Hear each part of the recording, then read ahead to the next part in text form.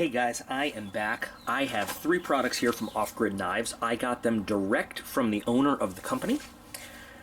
Pretty cool story before we dive right into them. So, you remember we reviewed on the channel 2 other Off Grid knives. It was a viewer request. I've been asked a little bit to take a look at them, and I've been very curious about them too. I want to clear up one thing right now. A mistake I made in the last video. So Off Grid Tools and Off Grid Knives are separate companies.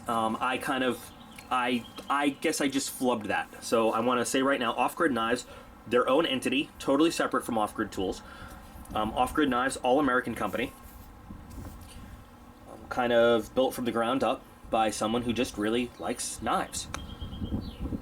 So he saw the last review, kind of was interested in seeing what we would think of some of the other products. And you know, actually, I had a really nice back and forth with him, talking about some of the stuff that went on in the review, talking about some of the things we did, you know, the way I kind of did the lock fail test, and we both agreed I had to beat those knives into submission. They just, under normal use, they, you know, a lot of the times, like you remember the Ethan Grow video, I just tapped those knives and those locks failed. The you know, the off-grid knives I really had to beat more so than you would a normal knife. But you know, we talked about that. He was really cool guy, you know, very into any input I would have for, you know, any designs, improvements, or anything going on, and said, I'd like to send you some other ones. See what you think. I told him the whole deal. You know, it's going to be totally honest review, and then I'm probably going to, like I like to do the samples, give them away to viewers when I'm all done, if that's cool with you. And he responded, absolutely. So they have a big product line. He chose 3 that he thought would be cool to look at. You know, a little similarity to things we looked at before, and sent him. And you know what else he did? He sent me a free hat. Free hat. Free hat. So somebody needs to go to the governor's office and see what we can do about getting him to free hat. I'm going to take this free hat. I'm going to make fans of snapback hats. I'm going to freak them out right now. So I'm going to start bending this bill, because that's what I do with hats. I've been fighting over this hat with Aiden since it got here. And you know what I noticed? I'm probably totally reading into this. Does this look a little bit like a TARDIS, like Doctor Who? I don't know, just saying. I see Doctor Who in the symbol there, but that's just me, because I'm a geek. So we're going to look at each one of these knives separately. We're going to start with one that I was looking at online, and I almost bought, you know, the last time I did a review. We're going to look at the Hawkbill Tanto, and I asked him too for a little bit of info, like send me a little bit about each knife too. So he sent me a nice little workup of stuff. So a little bit about this knife, and get it out of the package. And this is a big knife too. So intentionally, this knife is made heavy, so a knife after my own heart. This knife was made sort of inspired by some of the bigger, beefier ZT designs out there. It's made not specifically for, but it's made with, you know, extra large hands in mind, gloved hands. A lot of law enforcement guys like this knife because of the blade shape. You know, it's a blade that will really bite in and get a hold of what you're working on. So just looking at the outset, you've got a nice deep carry clip, which I totally respect. Reversible left or right, tip up only. Again, that totally suits me. I'm totally fine with that. Centering out of the package is perfect. Flipper design, I believe it's a spring assist. We'll figure that out when I open it. G10, simple G10 scales. Nothing fancy going on there. This clip, pretty strong retention on the clip too. Satin finish on the blade. It also says in his note that he's had some requests for an all-black version from some of the LEO types that carry this. They're working on a blackout line right now. But let's just get this open. Yeah, nice spring. It's strong, but it's not overpowering. Gets that open nicely. So there is the Tanto design. Ugly smudges from my finger. It's got your Hawkbill Tanto tip, and then a nice straight edge for cutting. Really nice satin finish on the blade too. And yeah, it does fit. You know, I've always say, I've got the big Gorilla Goon hands. It fits my hands really nicely, and it's very comfortable.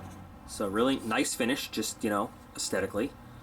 Simple logo on the blade. AUS 8 blade steel. Also, we were talking about why he chose AUS 8. He wants to keep these knives as affordable as possible.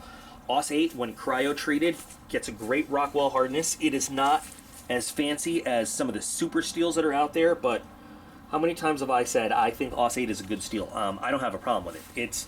Yes, it's not one of the super fancy, you know, S90Vs, S110. It's not Maximum, it's not one of those, but it's when you cryo-treat it properly and you prepare it, it's a good steel. It is a really good steel. It's not. I've never had an Aus 8 blade that didn't hold an edge well for me. You might have to do a little maintenance on it, but corrosion resistance is good. And when you're trying to make a line of affordable but durable knives, I think it's a good choice. I know some people that really don't like Aus 8, and I just don't understand it. Honestly, I don't get it. And I'm thinking maybe they just got plain old non-cryo-treated Aus 8, which is a different beast than a well cryo-treated blade. It's just a big monster chunk of steel, right? With a relatively small liner lock, but good lockup on there. And I got to do this.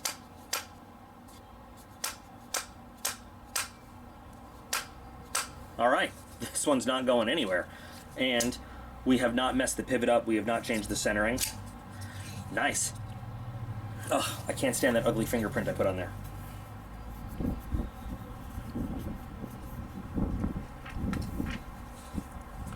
It really is comfortable. That clip does not bite into your hand at all. The jimping up there does give you a pretty good grip with the thumb. I feel like that tip would give you some really good, like if you wanted to kind of get some fine control over stuff, that tip would allow you to do it really well. And decent thickness on the blade too. Not super thick, not like a real hard super use knife, but I feel like you could really use this whether you were like camping, hiking, whether it was a survival situation. I feel like this knife could do a lot for you. I also feel like you could use this blade to get up under stuff if you needed to. Maybe not the best choice to like cut people out of seatbelts, just because, yeah, if you're not careful, you could get right under there and nail them. But I feel like this knife has, because of the weight, it could do some chopping for you. Yeah, and it can. Pretty nice slicer right there. Oh, I left one little string intact, but that's not bad. Wow, that cuts really nicely. I love long straight edges because it's just nothing but cutting surface.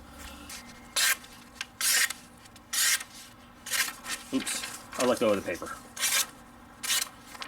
Once you get a tear like that, it's almost impossible to recover. But yeah, there we go. Never mind. Nice, and the tip, just as sharp.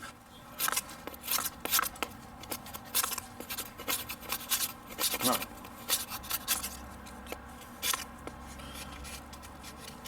Yep. Not bad. And it just takes material right off.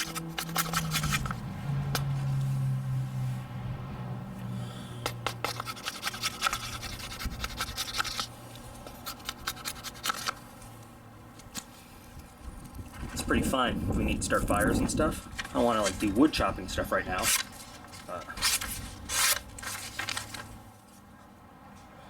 We're just doing a basic kind of unboxing and mini review today, but I would love to take this out.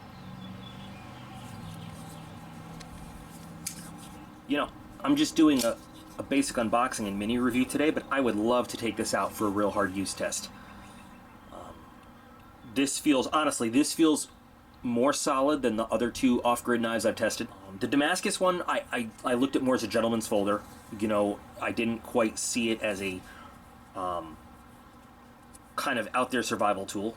I can't remember the name of it, and I'll put it in text, was a good knife.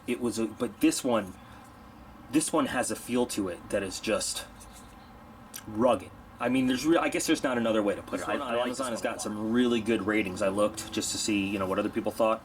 I understand why. I am actually having trouble finding stuff to bitch about with this knife.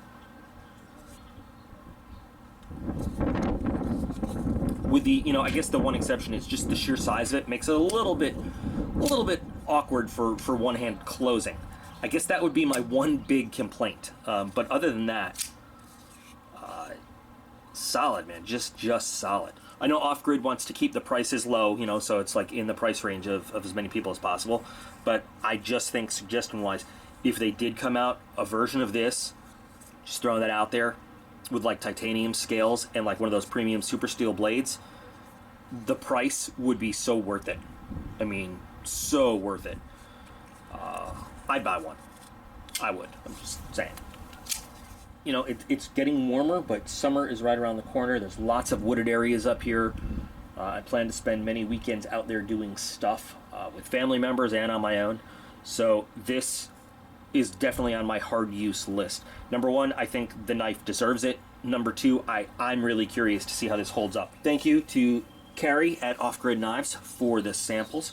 Can't wait to break into the other ones and do the video. Hey, and thanks for the free hat. Free hat. It's nice. Good summertime hat. Okay, you guys are all absolutely awesome. I appreciate every single one of you, and I'll be back again real soon.